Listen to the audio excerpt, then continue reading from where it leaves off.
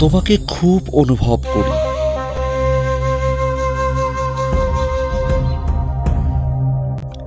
মনে হয় কখন যেন তুমি ফিরে আসবে,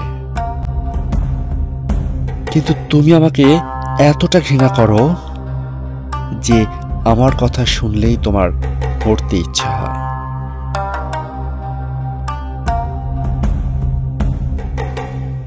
প্রতিটা মুহূর্ত শুধু তোমার শূন্যতা। হয়তো এভাবে কাটাতে হবে সারাটা জীবন।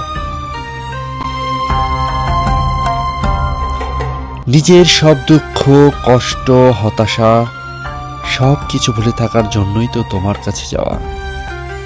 কিন্তু দেখো, আজ তুমি আমার হতাশা, তুমি আমার উদাসীনতা, আর তুমি আমার নিস্তব্ধতা।